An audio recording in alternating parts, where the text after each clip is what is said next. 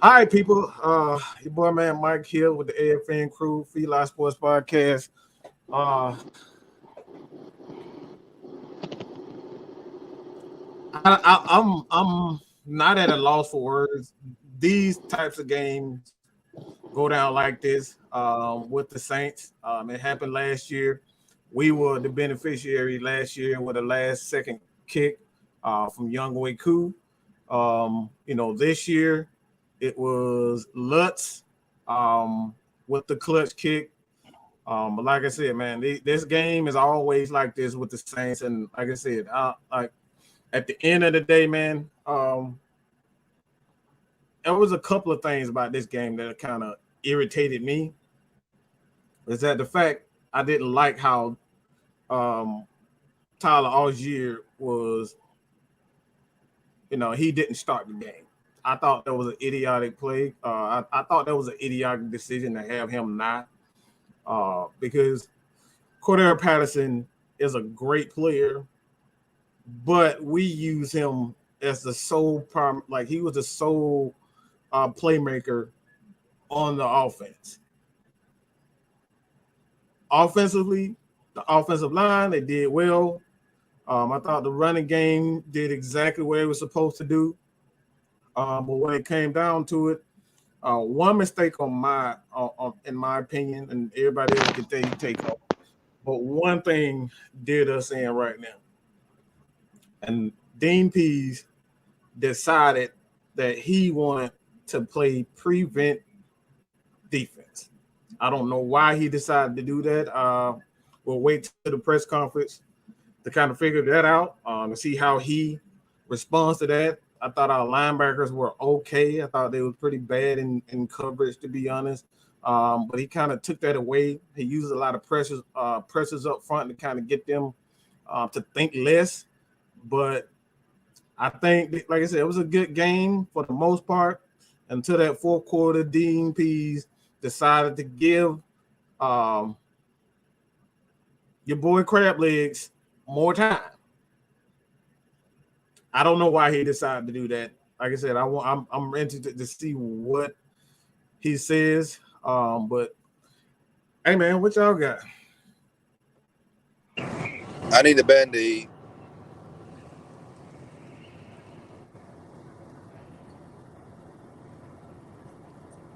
Um, my You need a response. band-aid.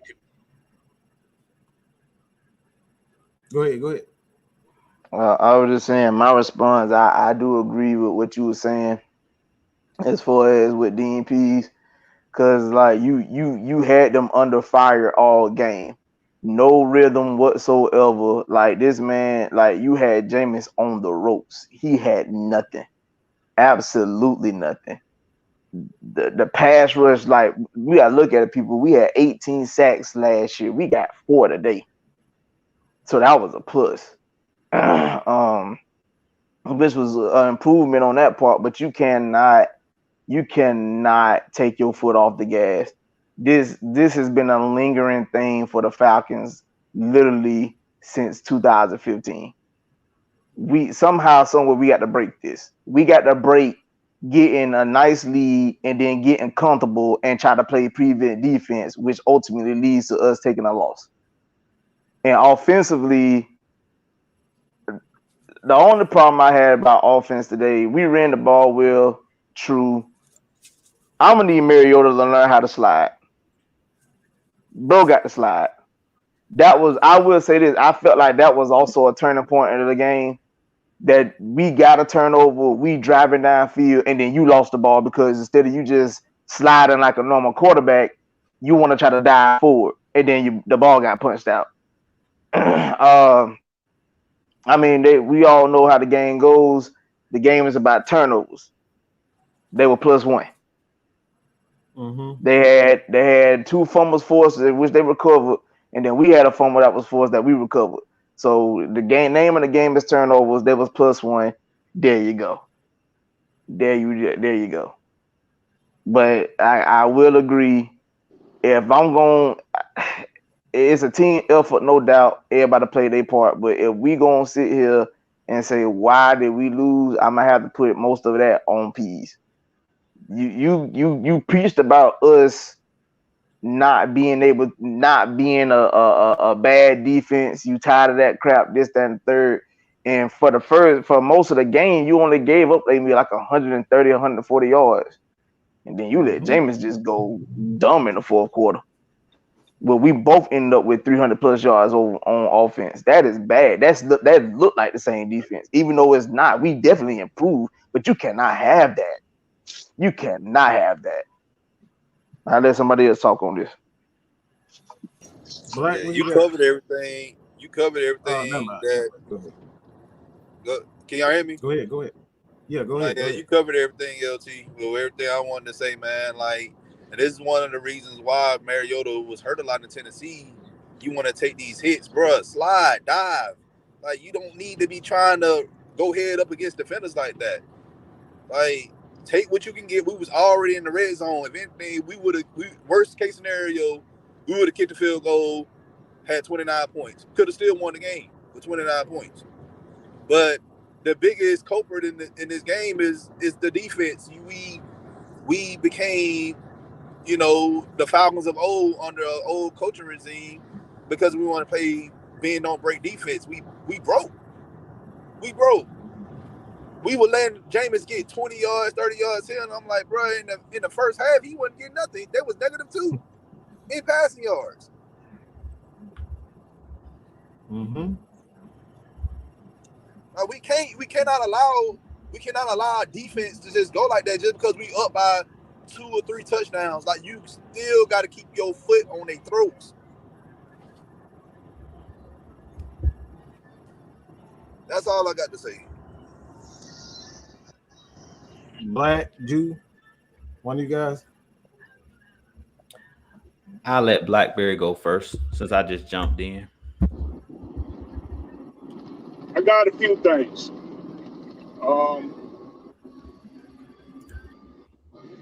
First off, I'm gonna say this. I don't want Marcus Mariota running sideways. Get what you can upfield and go down. I thought he got a little too excited that a lot of what we was doing in the first half was working, with him running the ball, with him running outside the pocket, with him being able to make decisions outside the pocket. I think he got a little too excited that everything was working. It was going our way perfectly. And he got a little too excited. He started trying to do too much. And one of my keys to the victory was win the turnover battle. And he tried to do a little too much, and he created a turnover. He was the reason for a turnover. So we lost the turnover battle. And I just need him to not run sideways. Get what you can upfield. Like LT said, learn how to slide. Get what you can upfield. Stop all that running sideways shit. We don't need that out of you. We like that we can get positive yards with you running the ball. We do like that. We don't need you trying to do too much though. Got a little too excited, thing will work. Got a little too excited, trying to do too much. I didn't like the play calling, offensively nor defensively, in the second half. After that next scoring drive we had in the second half, I didn't like the play calling after that. I think we got conservative. I think we went away from what was working a little bit. You start seeing a lot less of Mariota out of them doing plays with him. He's swinging out the pocket. You saw a lot more him standing in the pocket, and that's fine. You want your quarterback to be able to. It was way too much pistol formation for me. The pistol formation made them one-dimensional in the second. They did not get out of the pistol formation the entire second half. It was the same formation the whole second half. That pistol formation. Yeah, they did. They you need to. If something's working, there's no use in going away from it too much. I know you're gonna have to go away from it a little bit to keep the defense on their toes, but I think we went away from what was working a little bit, little too much. And we just had some missed, it was some missed opportunities there after they got it within one scope. We had a couple drop passes. We had penalties that cost us position. And these are things that I think can be coached up with the penalties. We can get more discipline. We can be more disciplined in situations where we need our players to be more focused. I think that can be coached up. Not too worried about it, but today it cost us.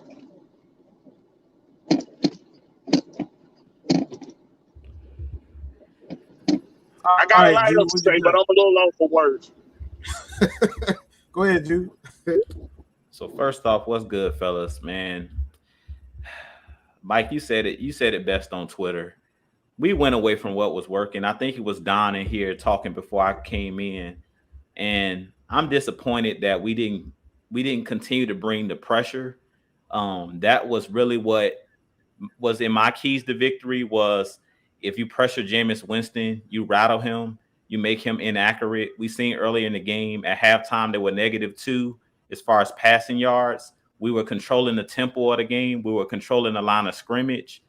And in the last, we let him gain a rhythm. We let the offense gain a rhythm with their passing game. But I also talked about without having Deion Jones, who's your best coverage linebacker, Rashaan Evans, Michael Walker, those guys are best when they can just go downhill. It's no thinking involved pretty much when you're blitzing. It's just get to the ball, see ball, get ball. And I feel like later on in the game, on that last drive, I don't know what Casey Hayward was doing when they threw the ball down the field and Jarvis Landry made the catch. I mean, at this point, we know that they got to throw the ball to get into field goal range. Why he was squatting so long, and they talked about it on the telecast, where he just let Jarvis Landry run right by him. I don't know if it was a miscommunication. And that's another thing that I want to talk about since I'm mentioning miscommunication. We seen earlier in the game when Taysom Hill had that big run. To me, it was looking like it was a lot of confusion out there with the linebackers, where players were going in and out of the game because Dean Pease was subbing guys in and out. And a couple times on defense, it didn't look like we were set and ready to play. And that's a huge problem when you go up against quarterbacks that are smart, like Tom Brady, who like to rush up to the line. And you've seen when the Saints got into rhythm, what did they do? They went into that no huddle. So we should have just stayed blitzing. You don't have to, it's no thinking involved when we say we blitzing. No matter what, we blitzing. And if it holds up, because we tried it again, but after Jarvis made that big catch, it was kind of too late. When he made that catch, they pretty much were already in field goal range. So he did come back with a blitz, but we should have never stopped blitzing. It's like once you're doing something and it's working, why go away from it? And to be honest, I think the Saints did the same thing similar to what we did. After that drive where Taysom Hill was able to had that big run, they went away from Taysom Hill until like later on in the game, where I felt like if I were their offensive coordinator, I would have stuck with that Taysom Hill running game a little bit more to see what they could get out of it, because they still were getting yards out of it. It wasn't like we were shutting down their run game. We were shutting down Alvin Kamara and we were shutting down Ingram, but we still were struggling with that wildcat or that offense with Taysom Hill was just taking the ball and running and rolling out, where he would have lead blockers out in front of him. So my main issue today was we just got to stick with the blitz. When something is working, don't go away from it, no matter what. I mean, when the game is on the line, we pressured Winston all game, and he's been throwing the ball. I mean, he could have threw a couple interceptions today. Jalen Hawkins dropped one. It was another play where we came on a blitz, and he almost threw it right to A.J. Terrell. So I don't know why Dean Pease decided to go away from the blitz in that situation, because to be honest, that play with Jarvis Landry running straight down the field, it took a while for that to develop. If you blitz, he doesn't have time to let Jarvis Landry run down the sideline and, wind up and make that huge throw down the sideline. So it was plays in the game that, I always talk about those 3 and 4 plays in the game that changed the game. Mariota, him fumbling that ball in the red zone was crucial. But the main thing is, the main moral of the story is Dean Pease went away from that blitz. He should have never went away from bringing pressure. We should have kept our foot on their neck. We should have kept pressuring him, because he was inaccurate all game. And him and Michael Thomas, those timing throws were off because we were sending that pressure. So let me get these super chats, and we got tragic 404, and I'm positive I know who that is. But thank you for the 199. Rose Stackson says, what the hell, Dean Pease went with the soft defense. Mariota got to slide and stay inbound that last run and had to keep the clock running. Matty Ghost here, Anthony Rush, Graham Ogum Deji, all bombs. I just don't agree with that whatsoever. All got Ebiketie, Grady, Carter, out pass rush. Listen, look, at the end of the day, it's still about. We don't need to be trashing the players, man. The defense, the At, guys went out there and did what the coaches told them to do. At the end of the that day, and it that's was DPs. and that's the thing. Look, at the end of the day, we tell this is all about football. It's about team sports. If a coach make a questionable decision and take away what got you, and this is what you know what you were talking about. Why go away from what works? What got them into a rhythm? Les Jameis Winston still threw for 5,000 yards, even when he threw for 30 interceptions. So he's a streaky player. You can allow him to get in a rhythm. And we saw that. He was throwing dimes. All those plays, AJ Terrell couldn't even get his head around before the ball was right on him. So, like I said, at the end of the day, Mike Thomas going to catch. He's a guy, he's going to catch that. The pass on the sideline we had on the sideline, that's just a great throw and a great catch. In the end zone, a great throw. The throw was perfect. AJ couldn't have better coverage. That's just a perfect throw. Perfect. We needed pressure. If we had the pressure, that shit would have never happened. If we had pressure, it would have never happened. Like Terrell and these guys, Casey Hayward, they can only cover so much. And that's the thing. When it works, you cannot go away from it. That's what it all comes down to. Like I said, it's great coaching. Offensively, like I said, one thing that I do not like whatsoever. I understand that Cordero Patterson is a dynamic player, but I think he has no confidence in any of his running backs. That's just my honest opinion. He used Cordero way too much.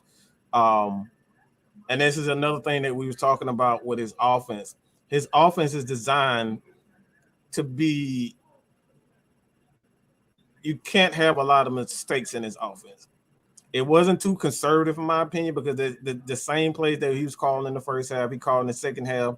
But the thing is, Mariota dropped the ball. He fumbled the ball. The offensive line had a few penalties, and that was Blackberry was talking about there earlier about, you got to win you can't beat yourself. You can't beat yourself. And those are the things. The holding on, what was it? 68. I think that was one of the worst times that you want to, get a holding penalty doing, you going good and you get a holding penalty. But like I said, at the end of the day, I think Arthur got to trust his running backs. I think if anything, he has to trust his running backs. You cannot continue to run. You're doing the exact same thing that you did last year with CP. He's a dynamic player, but he's 32. He has wear and tear on him. Trust your players. He did not trust his running back this game. Tyler Algier had been running all preseason, and then you put him inactive. Yeah, I didn't like that move. And not only that, you brought up a good point about Cordell. Like, bro, we need to try to conserve him as much as we can if we go down the stretch at the end of the season trying to make a playoff run. You're giving him too many carries. You're giving him way too many carries, man. His other running backs, I know Williams went out with an injury, but like he got to activate Algier next week, man. Yeah, that was crucial. This would have been a perfect game for Tyler Algier because he's a physical runner that's going to run downhill just like a Cordell Patterson. But I think in fairness to Arthur Smith, because he didn't have Algier up this game active, I don't think he, of course, don't believe in Avery Williams to run the ball between the tackles, but that would be the main reason, why I would have a Tyler Algier up. for this game. He should have been active, even though he didn't know Williams was going to get injured. Because I think that Williams was going to have a bigger role in this game as well. But he got hurt, I think, in like the first quarter. So in fairness to Coach Smith, I think that was the major issue. But the issue was we just didn't stick with what worked. That's what got us in trouble. That's what got our last regime in trouble. Anytime you go away from what's working, you're trying to lose the game. Jameis Winston had nothing going. The Saints had no confidence when we were blitzing. All of a sudden, for us to just turn on the guys on the defensive line was doing their job early in the game. For that one super chat that we had that they talked about all of the defensive linemen are trash. No, those guys were balling. We were controlling both lines of scrimmage. It was not until we stopped being aggressive, we started being passive, that those guys, he got into a rhythm. We started playing passive. We started playing off, and that's what got us in trouble. That's what was the major issue. We didn't keep that pressure on Jameis Winston, and that was the key to the game. Keep the pressure on. Keep the pressure on. Don't let them get into a rhythm. Mike Thomas is an all-pro wide receiver. Jarvis Landry is these guys are good wide receivers. If you give these guys time, and once they figured out that timing, when you're bringing that pressure, as Don was talking about, those pinpoint accurate throws we're talking about, he was doing that when we had off coverage. He wasn't doing that when they were press man and we were bringing that pressure. He wasn't hitting those targets like that. He was getting sacked. He was holding the ball. He was seeing ghosts. We said he couldn't do anything.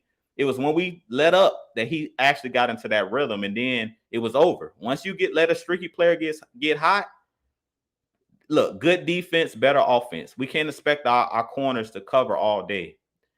And we got to look at they were running a no huddle, so those guys up front, they're going to get gassed.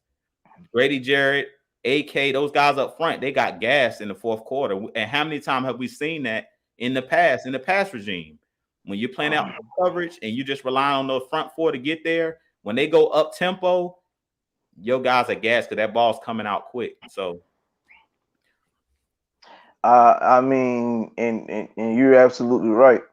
Like because like throughout the whole first three quarters, you seen Grady just wreaking havoc on that front. Like any passing situations, bro, he was pushing the lineman back. He was swim moving,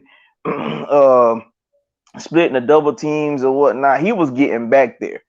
But like I said, fourth quarter came, you don't let him off the gas, he ain't got nothing. And then you trying to make it okay, you be the only one, y'all front gonna be the ones that's gonna create that pressure. No, man, you gotta get them boys some help. And the piggyback off of Tyler Algier not getting not playing this game, that was questionable to me too. But I'm trying to be in the business of trusting the trusting the coaching staff. And I still do trust them because it's just week one. There's no need to be going crazy like, oh my God, we're gonna do this, that, and third. It's just the fact that when it boiled down to it, like seeing that loss take place today, it has so much, of old regime ties. Like we've seen this movie so many times. I'm tired of watching it. Like that's what it boils down to. So I can't wait to see DNP's press conference. I'm not trying to be no asshole or anything like that, but I definitely gonna have an explanation on why you let off the gas. Cause like you said, Jameis was out there seeing ghosts. The man couldn't get nothing. He had no rhythm. He had nothing. And then they say, he on fire. And just before we started this chat, I was telling the guys. Before we started live, I was telling the guys in the backstage that I always viewed Jameis as a J.R. Smith.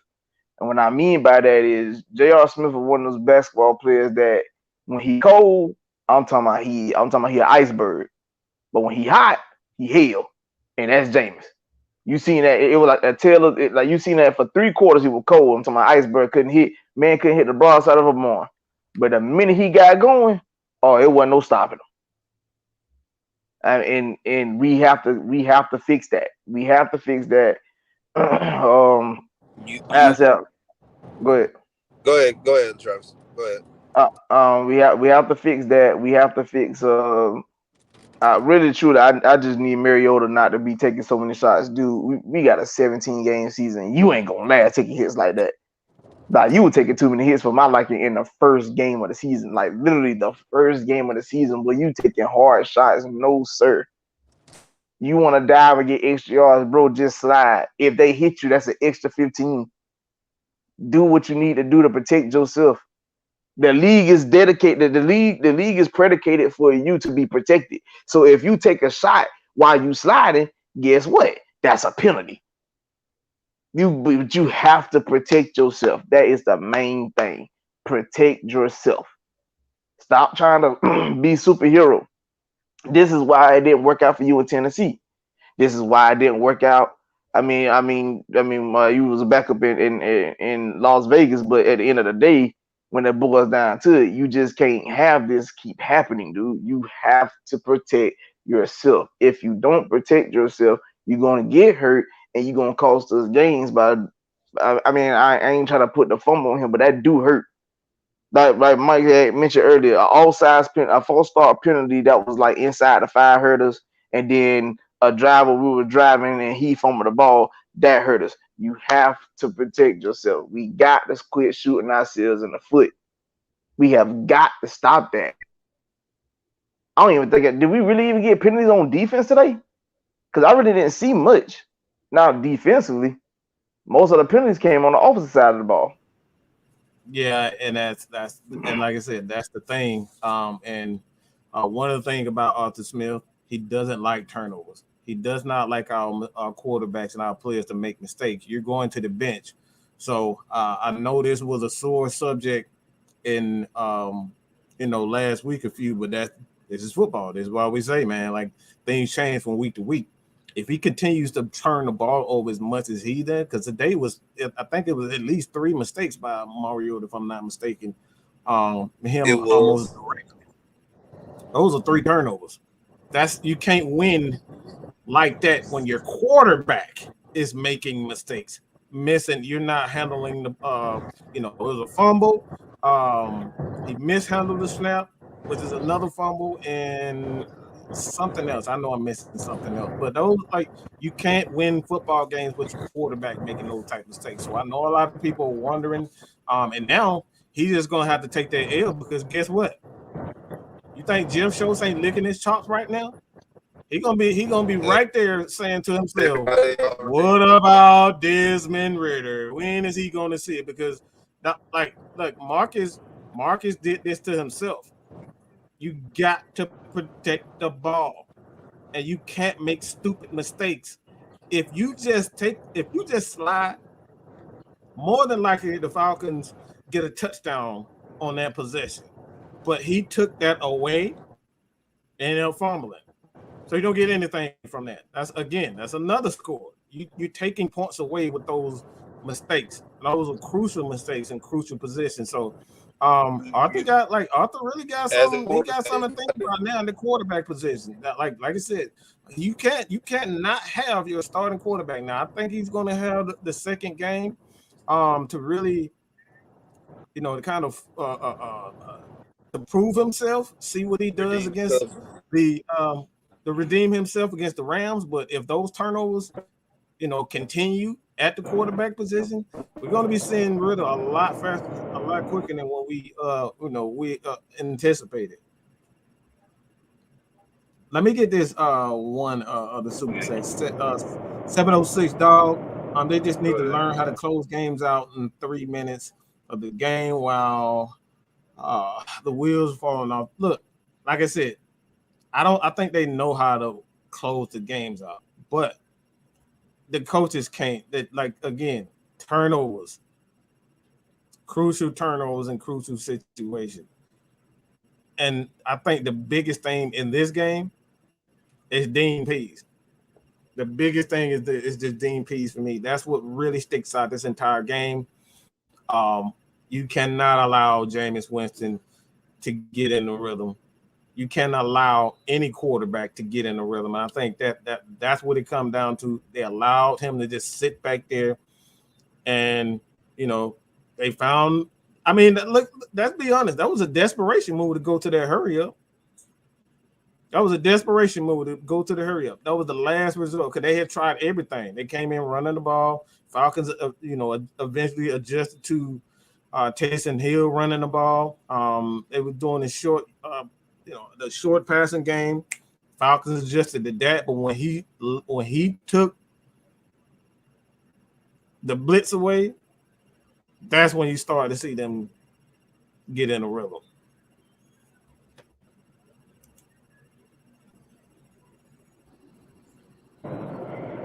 As I was trying to say is you have to when you in the red zone, you have to play smart football as a quarterback, man.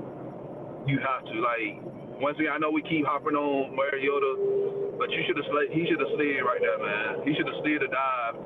And like I said, like LT said earlier, if they would have collided with him, there would have been a penalty on them. If they didn't, we still had possession of the ball, and then he had a first down on that run too. So you had a new set of downs. You had a new set of downs. That worst case scenario out of that drive, we would have kicked the field goal. We would have been up 29 points. That would have iced the game right there. We would have won. They would have been, like I said, man.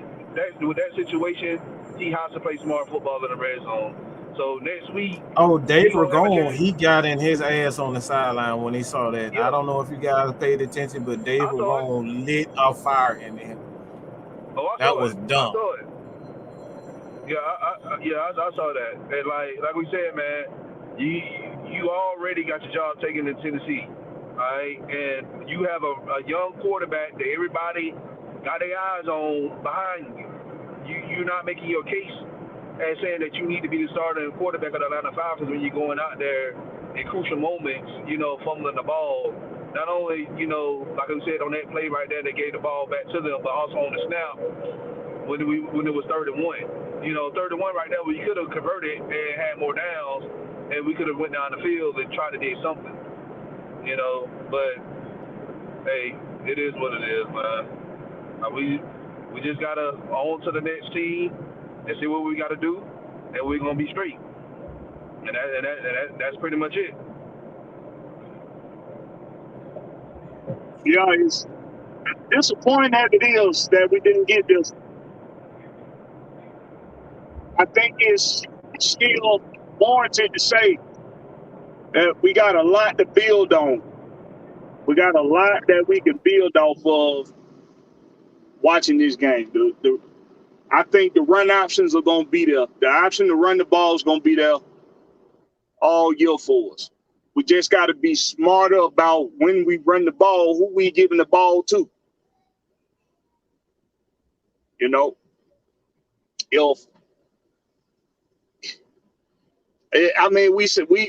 been saying it here since we started here. You can't beat yourself. When you beat yourself, the other team's gonna beat you. And that's what happened. We lost this game more than that. The Saints actually won it. We lost more than the Saints won. We being real. I give my credit to them. Yeah, they won the game, but this game should have been in the bag early in the 4th.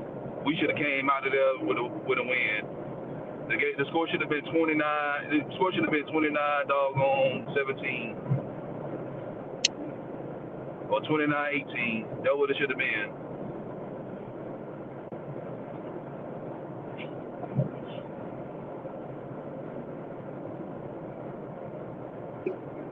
I don't want these Ain't fans to get it twisted.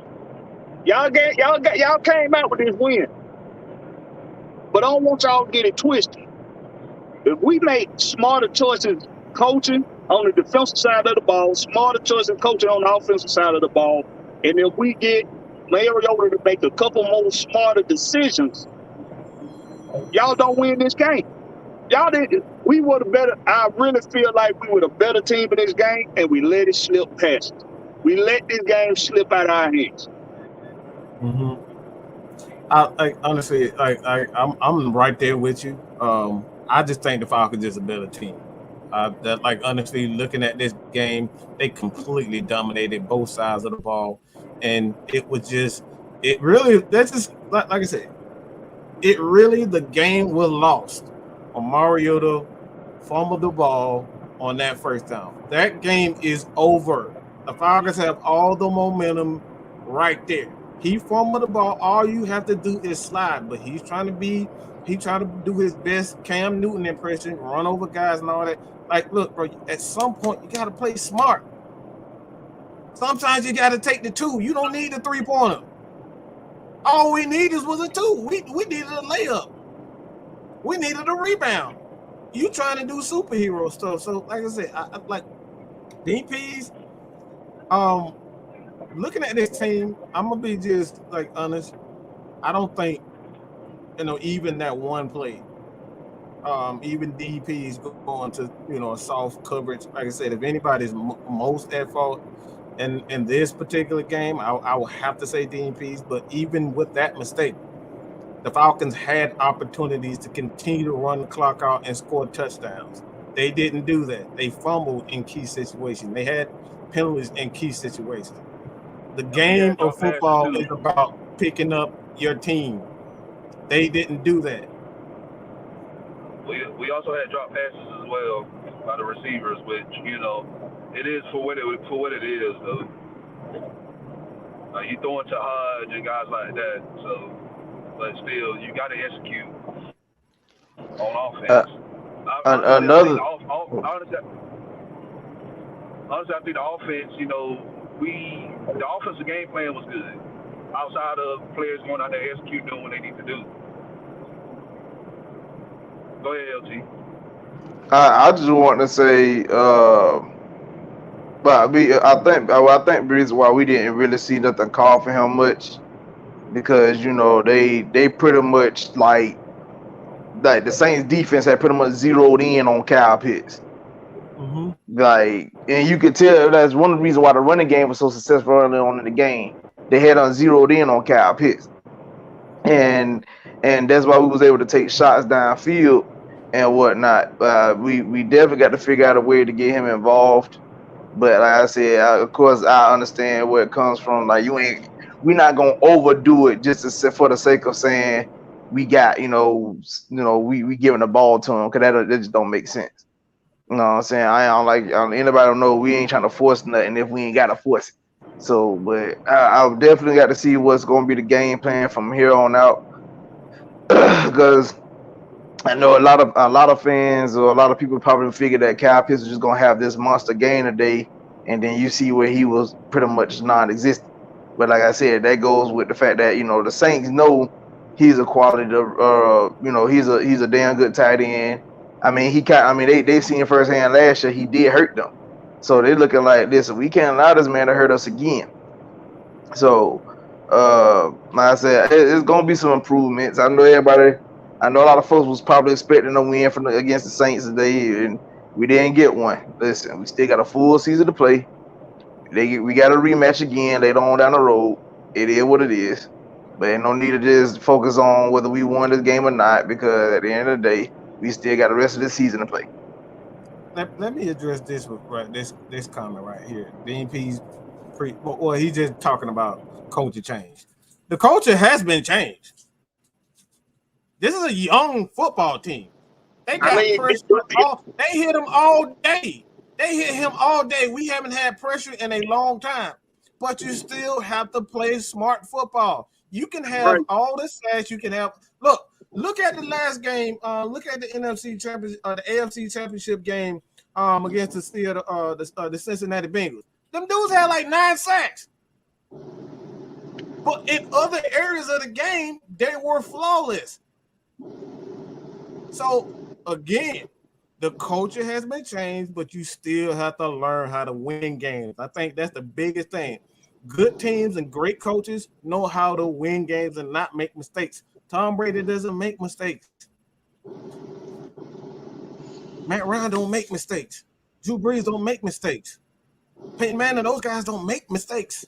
When quarterbacks make mistakes, that's why they get paid the $200, $300 million, because they don't make mistakes. When you're quarterback, you can have wide receivers drop passes, you can have them fumble, but when your quarterback is continuously making a ton of mistakes, you don't have a shot in hell. That's what kills your football team, when quarterbacks make mistakes. Or just turnovers in general. Like, in this game. We talked about it, and Blackberry was talking about it. Like we said in our keys to victory, we had to win the turnover battle. We didn't do that in this game. Early on, Zacchaeus had a crucial fumble. He catches the ball for a big gain, gets the ball punched out. You can't have certain plays like that happen. That snatches all of the momentum. And like you were saying, when Mariota fumbled the ball, the momentum. Football is a game of momentum. We had all the momentum, and it was a comment in the chat where they talked about the last drive where it was 4th and 1, and we decided to punt the ball. In that situation, I wouldn't mind going for it. The way that we were running the ball against them, and now that you have a dual threat quarterback, rip their heart out. Because if we get that first down, the game is over. So we gave them the ball back. So that's another thing that we talk about, Mike, with coaching is sometimes you got to understand where the game is going. Being that I understand that the Saints had game momentum on offense and my defense is gassed, on that 4th and 1, we at midfield. I'm going for it. I'm just saying, look, we get this first down. I believe in you guys. Cordell Patterson, you've been gashing them. Mariota, you've been gashing them. We should be able to pick up 1 yard. Instead of going for it, we decided to just take the penalty, delay a game, and punt the ball. No, win the game right there. Win the game. Don't even give them the opportunity. So that's another opportunity that we had. To be honest, we could have snatched their heart out right then and there. So I wouldn't have minded us going for it right there because I feel like that was a crucial part in the game. And because you saw the defense was unraveling, you saw that Jameis Winston had, gained that momentum. Sometimes you got to understand when it's winning time. Just rip their heart out. We should have just went. That was another opportunity we had where we could have just went for it because the Saints had all the momentum. The way we could have snatched that momentum back and won the game. And this is what Mike was saying. We had many opportunities where we could have won the game. We could have, we could have called your best play on that 4th and 1, whether it's a run, whether it's a rollout pass. You have so many options because of the mobile quarterback. We could have got 1 yard. Personally, I think you could have won the game right there. And then we're not even talking about even having this discussion. So, like I said, I've seen a lot of good things today. Hats off to the O-line. Drew Dahlman, Mike talked about him. That whole offensive line, it was times where Marcus Mariota was clean in the pocket. He was just sitting there with his flat-footed. Nobody around him. I can't remember the last time we faced the Saints and we know they like to bring pressure. I didn't see Cam Jordan at all, right? Like none of them guys really even touched Mariota. They didn't do much all game. Yeah, they didn't do other than when he was running outside the pocket, when he was in the pocket, they were not getting no pressure. The offensive line did their job. So it was more positives I saw in this game than negatives. As you guys said, I feel like we really lost this game more than the Saints won it. The Saints know they dodged the bullet. We was the more physical team. We won the trenches. The only thing we lost is in crucial areas when those 4 to 5 plays I always talk about that lose you the game. That's where we lost the game. Those 4 or 5 plays where we lost the game. So I really feel like we outplayed them for, let's say, play 60 minutes is what K-Style say. We outplayed them for 59 minutes. We outplayed them for about 59 minutes. 45. I'm going to say 45.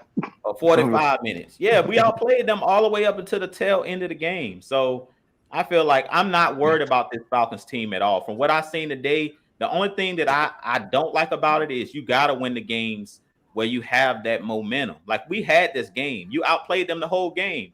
Like we don't know if the next game is going to start out the way that this game started out. So when you got everything going your way, you got to take advantage of it because we dominated the Saints the whole game. It was no reason why we should have lost this game. This is a game that you should have marked down as a W. That just goes back to what Blackberry was pointing at his head. You got to think. You got to be smart in crucial situations. And we didn't win those crucial situations. Mariota fumbling, us not going for it on that last, like I said, on that 4th and 1, we probably easily picked that up.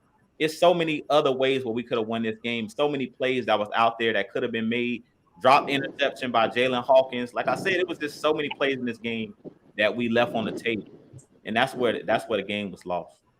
And give Mariota most snaps in practice under center.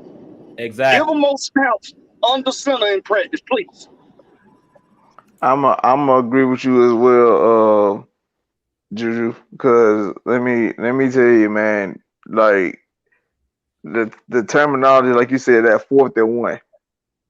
You got you don't have Matt Ryan no more.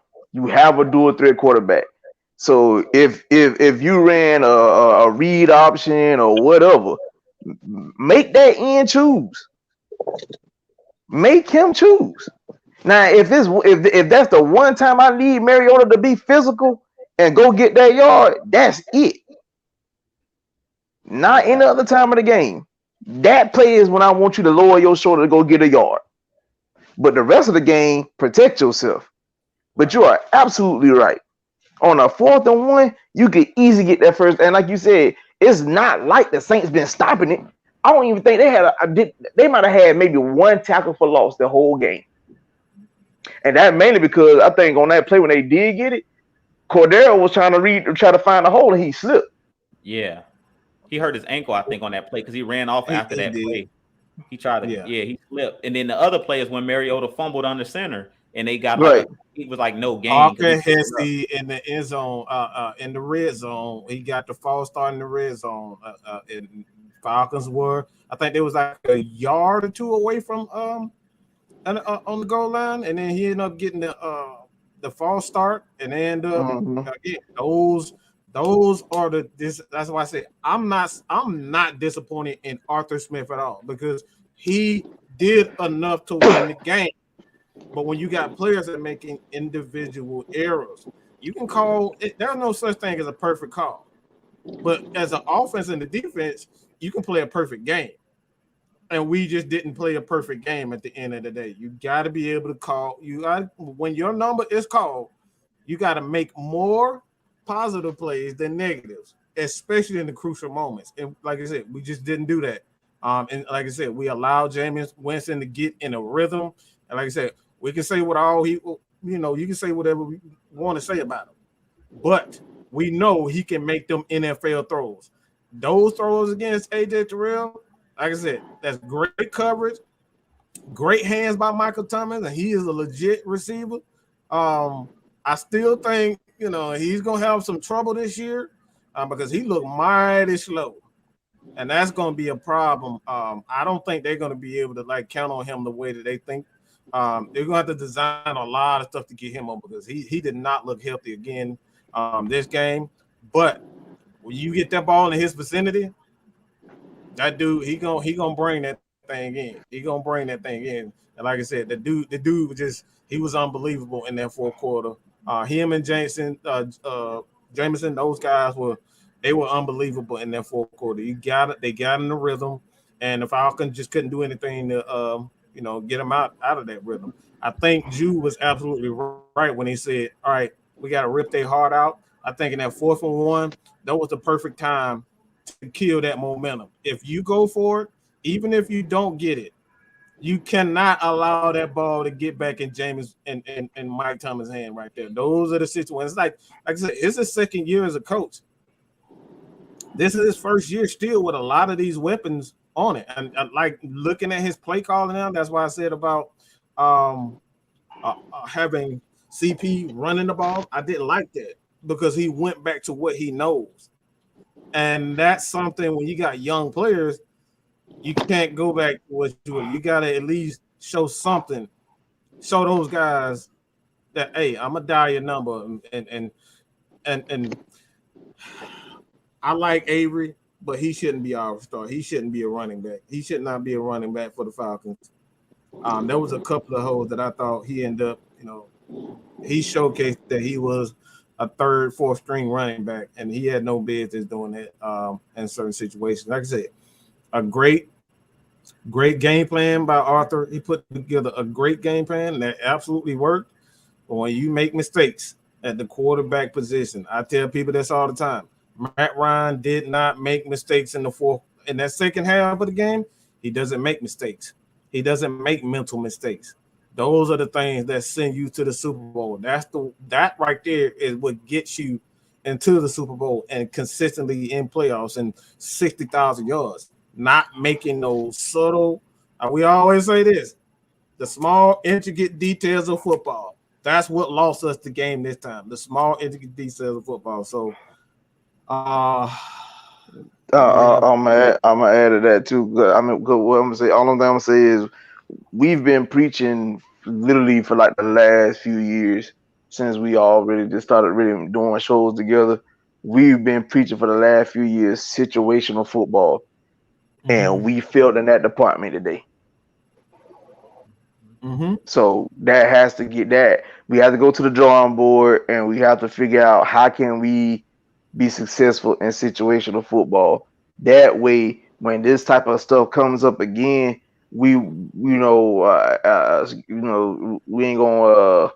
we ain't touching our assholes. We relax, we ready to go, like we know what to do. Instead of looking like, oh God, what we gonna do here? How can I figure out to pull out a win? And be doing that. Learn from your mistakes. Go ahead. My bad. Go ahead. Sorry. No, I'm just saying, learn from your mistakes. It's all that. You know you had missed opportunities out there today. As a coaching staff, you know you had missed opportunities. Learn from those mistakes so that the next time around you make a better choice, you make a better decision. Hopefully they'll do that. Hopefully from this point on with that situational football, when you're in situations where you need to close out the game, when you're in situations where you need to rip the heart out of the opponent, don't be afraid to be aggressive. Trust your running backs when the running game is working. Trust that they can get you a yard. Trust that they can get you 2 yards. Don't be afraid to be aggressive. Don't get conservative too early. And I hope that they learn from those mistakes today. Yeah, let me clear one up because everybody else like Matt Ryan make mistakes. Matt Ryan doesn't make mental mistakes. There's a difference between making mistakes and mental mistakes. Matt Ryan does not make mental mistakes. We saw, even to be honest, I saw an opportunity for him to throw the ball more. I thought he was a little bit too hesitant to throw the ball. If he wasn't comfortable, he would hold the ball a little bit too long, and the receivers kind of got. I thought they were I thought, especially Cordero Hodge. I'm starting to really like him in this offense. I think he's a guy. He's one of those unsung guys that I think he's going to see a little bit more paying time. He got the ball and he had a few passes, but we're talking about as a quarterback, what you cannot do, especially when you're a receiver. This is one of the reasons why Malik Willis was benched. It wasn't because he did great when he had his opportunity to run. He made some good throws, but he left a lot of wide open receivers. I thought there was a few receivers in this game that they were, especially Drake London. I thought Drake London, he had a great chemistry with him, but I didn't see as many passes that I needed to see out of Kyle Pitts, and I think that mostly that's largely due to the fact that they were doubling and tripling on Kyle Pitts. But like I said, at the end of the day, I think he has to focus more on being a quarterback versus being an athlete. And this is what we talk about when you bring these mobile quarterbacks in. They're not thinking being quarterback. They're not thinking I need to get this ball to Kyle Pitts. I need to pass this ball to Drake London. They're thinking athlete first. And I think that's what the great quarterbacks in the NFL do. They think quarterback first, usually to buy time and get those guys on the ball. Because you look at Russell Wilson, he's one of those guys. Yeah, he's an athlete, but he uses legs to buy him time so he can get the ball to his receivers. None of his receivers you never see Seattle receivers complaining about Russ not throwing them the ball because he's going to do that. So I need to see more from Mariota as a passer. I wasn't happy how he kind of facilitated the offense for the wide receivers getting the ball. Yeah, I mean, I think Mariota played pretty well in the game. I just think, like you said, he just has to be better about letting the ball go, trusting himself. I think he did a good job. He was pretty pinpoint accurate on most of his passes today. The main thing with today's game, my biggest gripe is what you guys have already said, is just he got to learn how to get down and protect himself, or he's not going to make it through the 17-game schedule. I feel like he got a slide. It was only one play that I seen him actually slide, and that was later on in the game after Yeah. Dave was going fussed him out.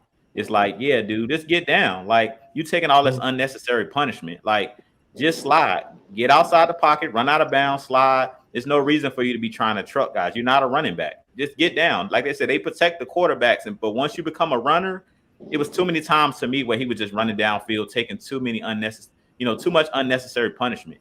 Just slide, get down, protect yourself. But other than that, I think he did well. When he passed the ball, Drake London showed why he's going to be special. Even Zacchaeus was pretty sharp on all his routes. I think we did a good job of mixing up that running pass. Like we had them in our back pocket. Like we talked about it. Once Cordell Patterson got going on that drive when we went down, Taysom Hill scored, and then that next drive, CP pretty much ran it down their throat.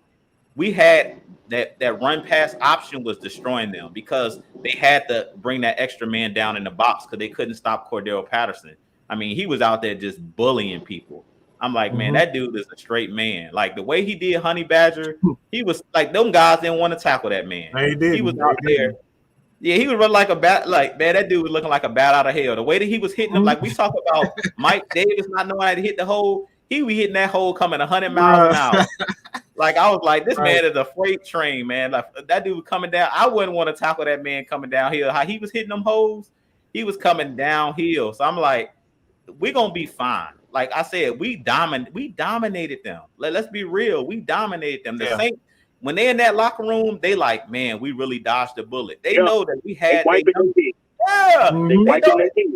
And trust me, they going back to the drawing board like, this Falcons team going to be a problem for us because they didn't figure us out. The only thing I can say they figured out is, okay, we got to go up tempo. But that doesn't necessarily work if you stay consistent with your blitzing, bringing that pressure. That only worked because we stopped bringing pressure. So they really going to have to go back to the drawing board because they had no answer for Mariota running. They had no answer for CP. I mean, he did whatever he wanted. I think he rushed for like 120-something yards, 130 yards.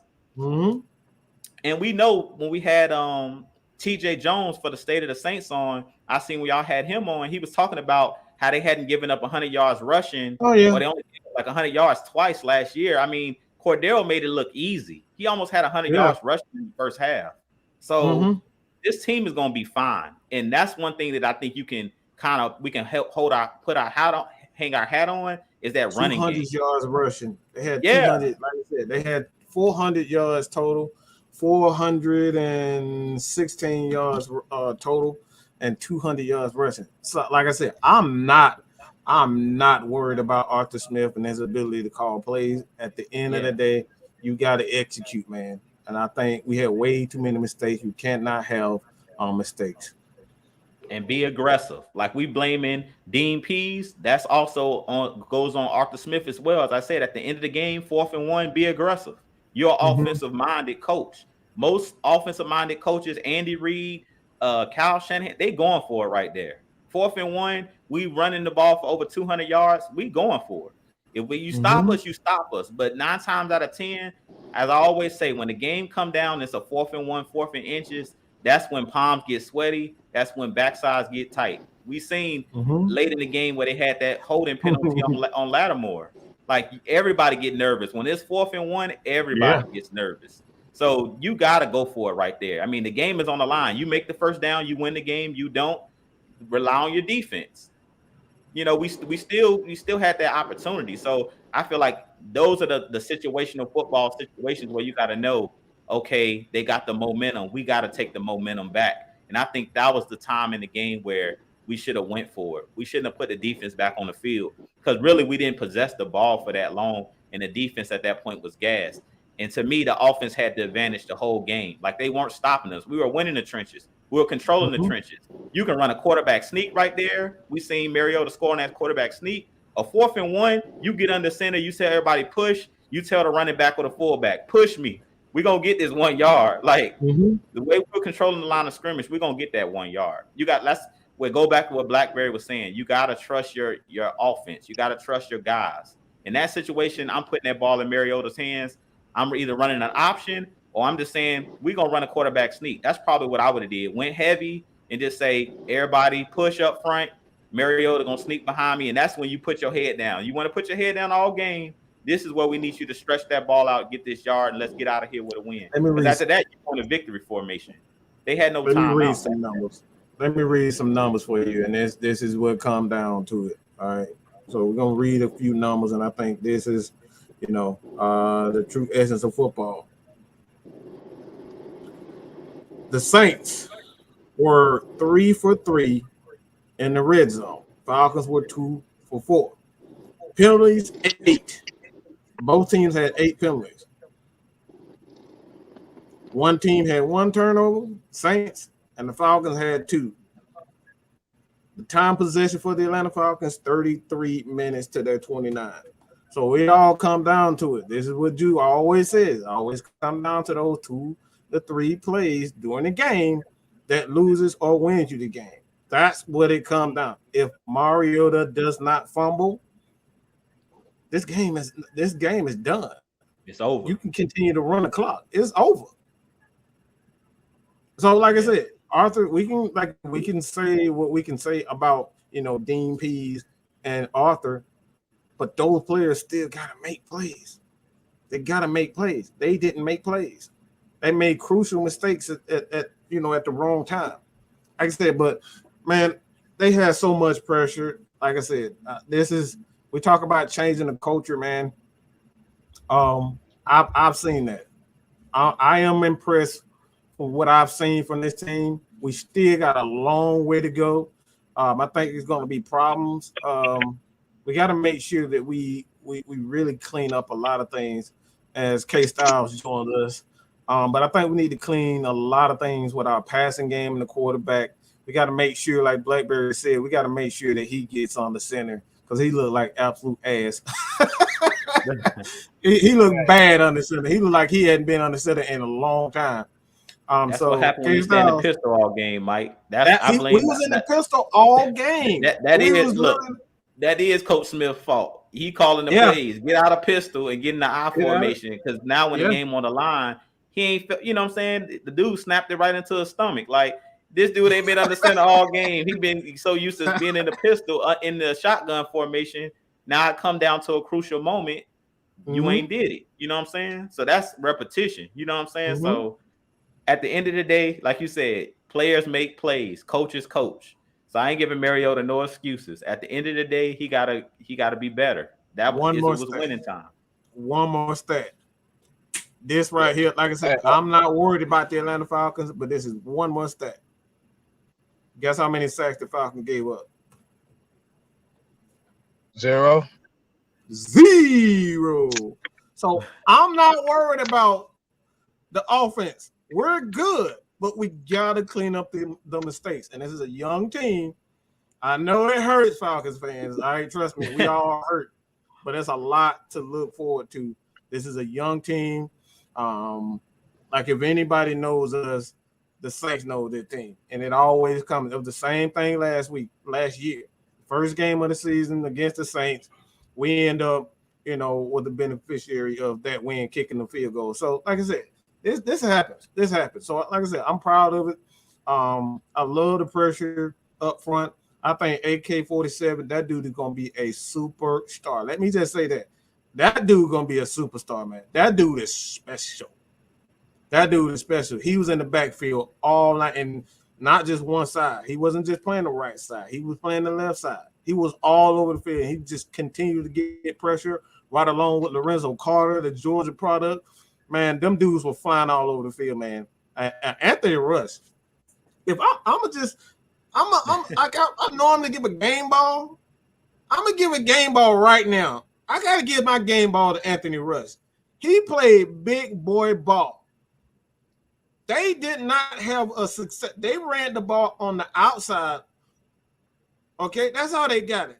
They weren't running the ball up the middle like they typically do. So, like I said, the Falcons defense, they're going to be fine, but we got to understand those moments, some crucial moments in football games, and we gotta cultivate that momentum. When we got it, we gotta hold it. We cannot let it get away. Hey, I'm about to say, y'all can hear me? Yes, sir. Yeah, What's yeah. up, K-Styles? Hey man, I've been sitting back here listening to y'all talking, man.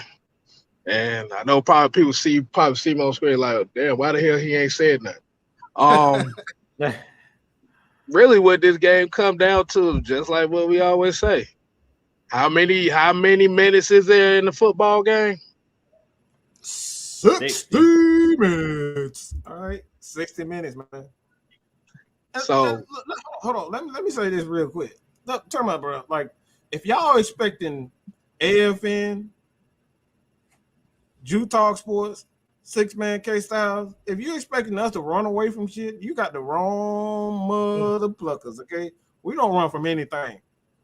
right. We don't run from anything. We take our L's. We're not gonna run. You're gonna see us on wins. You're gonna see us on losses. So if y'all expected us to, to not, no, that's what we do. We stand up over here. So, like I said, man, Right. it is what it is. The Saints played a tremendous game. They made the right moves. I still think I'm gonna be honest. I'm still not impressed with Pete Carmichael. I think he had a pretty poor game plan coming in. I think he tried to be Sean Payton a little bit too much, and he got desperate at the end of the game, and all he did was just go to the hurry up. The protection was horrible. They did not run the ball well. I didn't see Alvin Kamara being involved in the game as much as I thought he should have been. Like I said, I'm not impressed. Dennis Allen is obviously a great defensive coach. But Pete Carmichael, he got a ways to go with that offense and that team. Look, all I gotta say, all I will say on that is, I mean, I remember they said the Falcons was the worst team in football, right? Yeah. Didn't look like it today, did it? Damn sure didn't look like. Right. But what today's game kind of reminded, like you said, when they came out, this is why I say it's a 60-minute game. You gotta have that same energy for 60 minutes. That's the difference. But I looked at it as like an MMA match. You can hit them legs all day, and you see your opponent stagger, just like you said. But if you trying to Superman punch that dude and you miss, yeah, that's exactly what happened. It's just like one of those things where you have to ride the wave to see how it goes. And like you always say, man, 4 or 5 plays, man. Like you said, the Mariota fumble, the Zacchaeus fumble. Jalen Hawkins dropping the interception early in the game. The Hawkins interception, I would that was crucial, but I wouldn't say that was detrimental. I'd say you got to make the play. If you still got to make the play, but you put your offense on the short field. That was a tough catch, but he was in position. Like when you get in position, it was, to me, it wasn't like a insurmountable catch. It wasn't like he went up with one hand. You went up with 2 hands, you come down with it. That's how I look at it. Right. But that's gonna be where the difference comes between the leadership as far as in between the lines too, to really sense that momentum. Like I said, Deion Jones was missed very much today defensively, and they still played. They still balled out against the worst team. Like I said, against one of the top 10 teams in the league, struggled against the worst team in football. That we cannot put that past that. Let me say something real quick, K-Style. I hope you're seeing what I'm seeing. I'm seeing this hypocrisy, this bullshit, these asinine comments. Yeah, if you watch this football game for real, if you really sit down and watch this game, it's nowhere in the hell that you can sit here and say that the Falcons look like the worst team in the NFL. Because we whooped their ass. Y'all know what whooping somebody ass in football mean? That means we were more physical. We was busting them in the mouth more than they was busting us. We out physically played this team today. If you was watching this game, we was running them over. We literally were running them over. Okay. Let me 200 yards rushing. Y'all have not allowed 100-yard rusher in dang near 2 years, and we did it 2 times in one game. So don't tell me that y'all are not impressed. Stop it. You just fooling yourself. Yeah, but look, and ain't now one of us sit up here and made an excuse. Go ahead. Hey, look. Like I said, they gave up 200-yard rushing to the worst team in football. Think about that. That's big. Like you said, we just have to bring it for 60 minutes. When you don't play. And neither one of us, nobody on this panel today has made an excuse for this loss. We've put it all on us. Everybody has put it on us on this panel. Not one of us has made an excuse. But if you watch this game, you saw how this game was going. It was we were physically unmatched for them. There was nothing they could do to stop us from doing what we wanted to do. It all came down to us taking our foot off the gas, going away from what we were seeing was working, and getting conservative too early. On the defensive side of the ball, we got too conservative.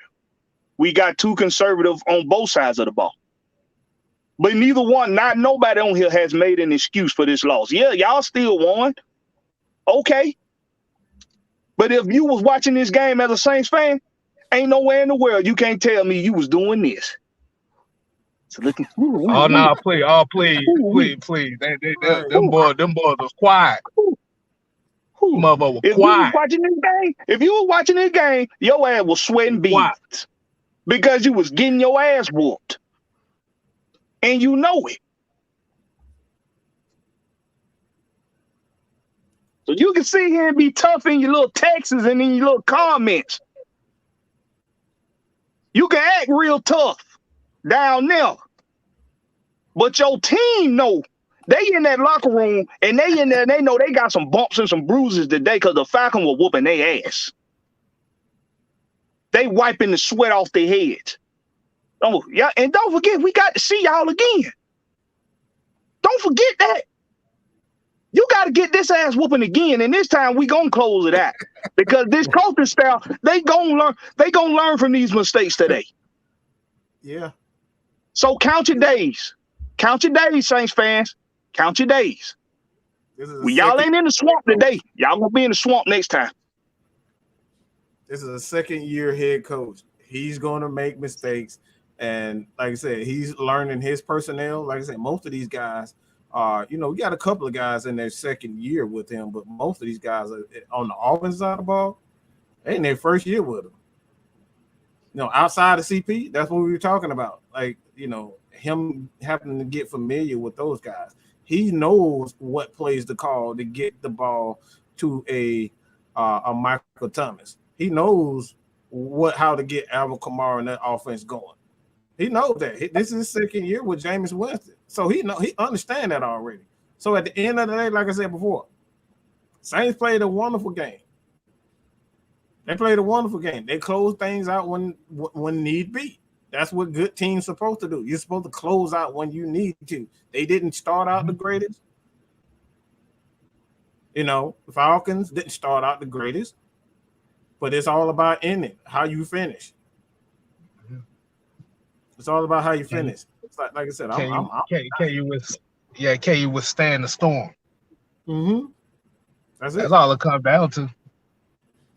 Because it was a thunderstorm, wasn't it? It was a storm. They got hit. They got hit by a thunderstorm today, and they weathered it.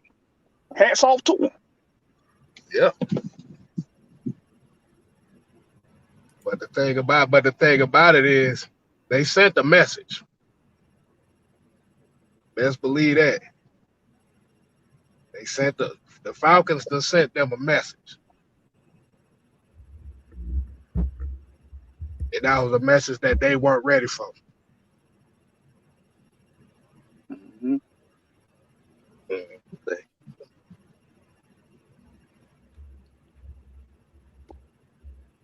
Okay, I'm trying to get this. We got a super chat. I'm trying to hold on. I lost it. I lost the super chat. It's somewhere. Um, but like I said, I'm like if there were one thing offensively that you guys can say for both teams, offensively, defensively, that you are impressed with, what would those things be?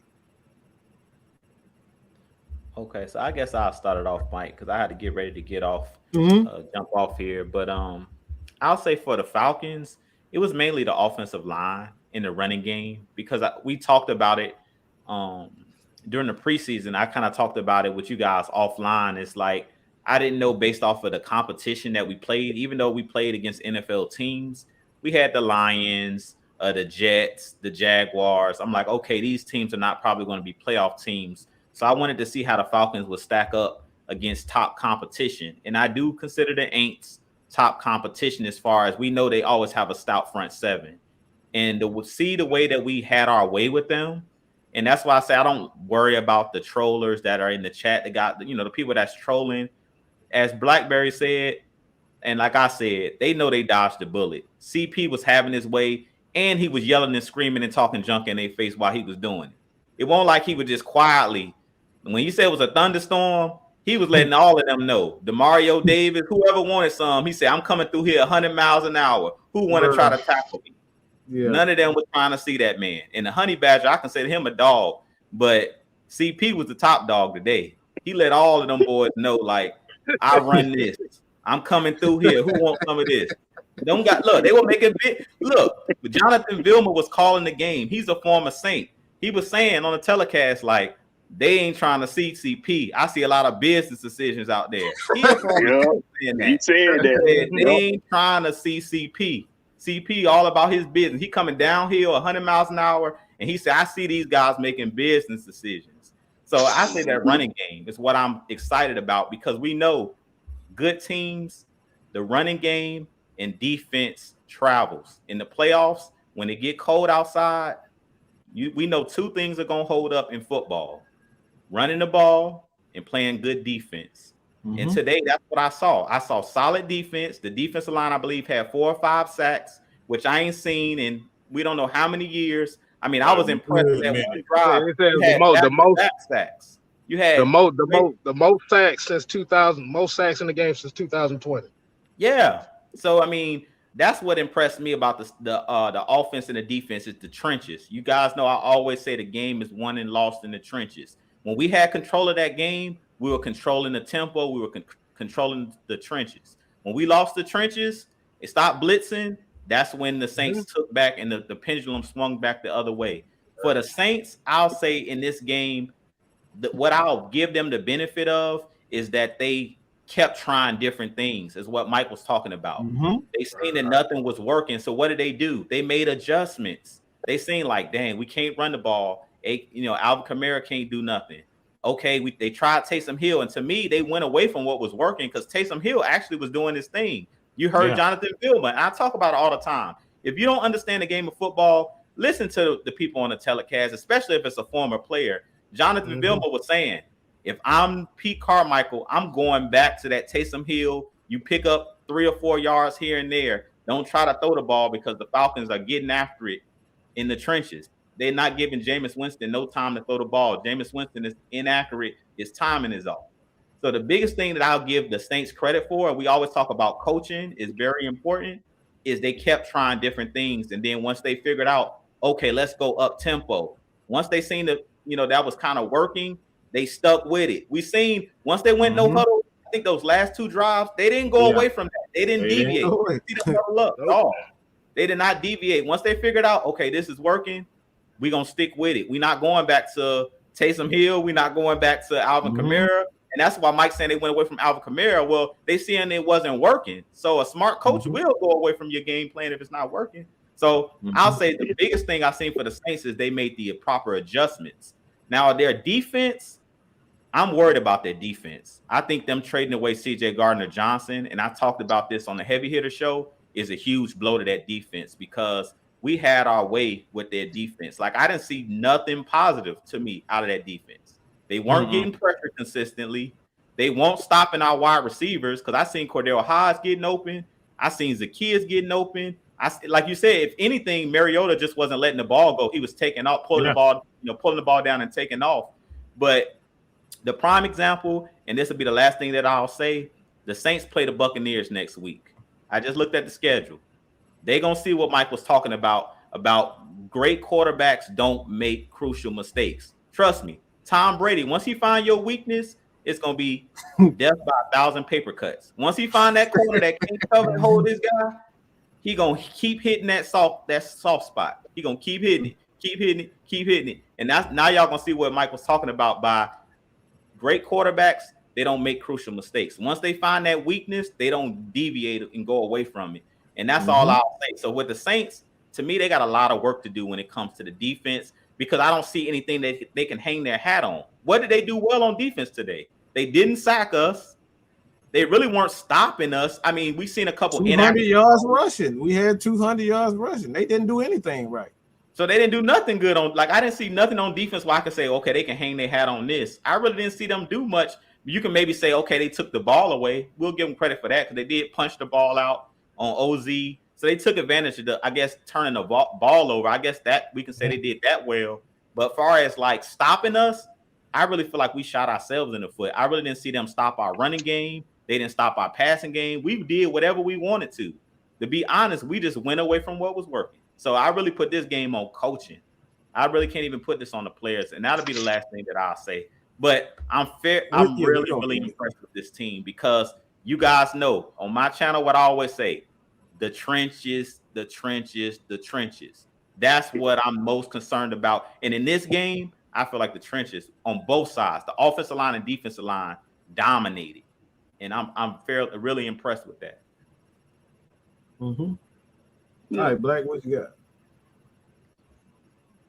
Well, Millie Mills asked a question on that. I'm gonna answer that real quick. Okay. I know we're gonna dive into a lot of position things later on in the week, but he asked so how do we fix the coverage issue to close out games? Do we put more DBs on the field or what? Well, Millie Mills, a lot of what coaches are gonna do first they're gonna, after they watch film, they're gonna look and see. They're going to look at the positions, the players that was on the field in these situations, and they're going to coach them up on things that they could have did better in those situations. We got a young edge guy in AK, Ebiketie. I think this is going to be a learning experience for him in those situations where now the defensive calls are more conservative and you don't have a pass, you don't have a blitz coming or something like that, and you know that the offense that you're going against have to pass the ball now because they have to get back into the game. AK is going to have to realize that means the ball's going to come out faster. That means there's not going to be deep dropbacks by the quarterback now. And Jameis wasn't doing deep dropbacks. He was trying to get that ball out fast. Trying to get around the tackle is all good early in the game and in the mid part of the game when the game is still close. But when these guys have to throw the ball, get the ball out fast, you're going to have to do a lot of more inside moves to get yourself inside to get pressure. Always trying to go around the outside of that tackle. You might, you sometimes it works when the quarterback has to throw the ball, but because those dropbacks are not as far back now, they're doing 4-stop drops. They're doing 3-stop drops. The most five-step dropbacks. You're going to have to do more inside moves to get that pressure. So I think that's something for a young edge guy who we know got the talent. We know we got the ability. He was doing his thing all game. That situational ball, something that LT was talking about earlier, where these coaches going to come in and they going to help these guys understand those situations better and how to attack their assignments better. But something I was real happy to see, I just like everybody else done said, is the offensive line being able to hold up for the entirety of the game. This offensive line did a a phenomenal job today. They were run blocking, they were pass blocking, they was doing a good job communicating with each other when Mariota would have to go into a pre-snap audible, or he went into a pre-snap read where he adjusted the protection. They did a wonderful job understanding their assignments and executing those assignments today. We had some penalties in some situations, but like I said, that's stuff that can be coached up because it wasn't an issue all game. It was an issue in situations. So that's something that'll be coached up. And defensively, I really love what I saw out of Michael Walker. Okay.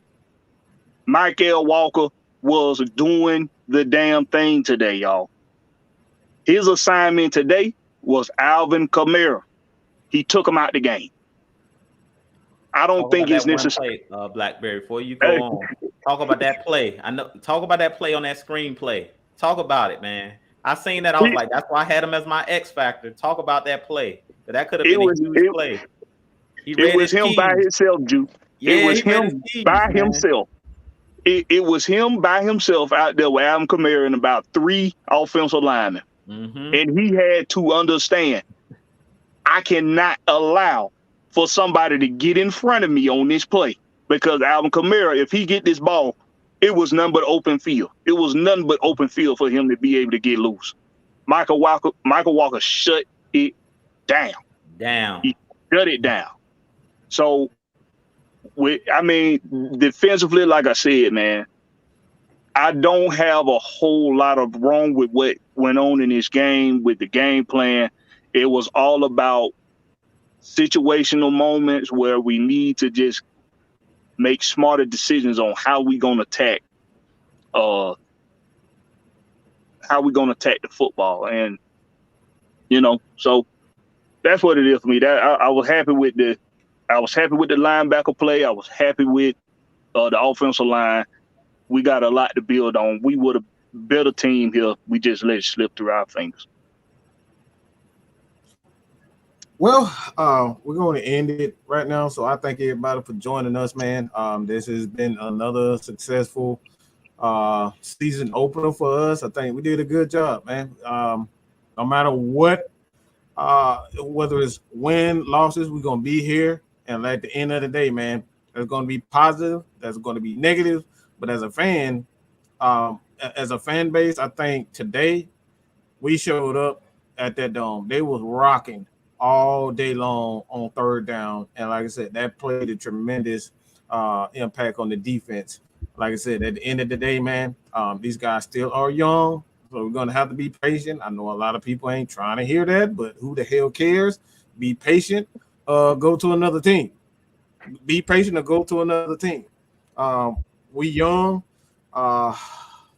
Defensively, like I said before, not really surprised about anything. Like I said, I expect this year to be up and down. But if there's one thing that I'm proud of with this team is how they pretty much shut down a Saints offense. And Saint fans, y'all can say whatever y'all want to, but they shut you down. Not only that, they ran through your defense. 200 yards rushing. That's something that y'all been, y'all love stats, y'all love numbers. And y'all said no team has run over 200. Well, y'all got ran through like Suki Hunter. All right, that's what y'all did. Y'all got ran through. All right.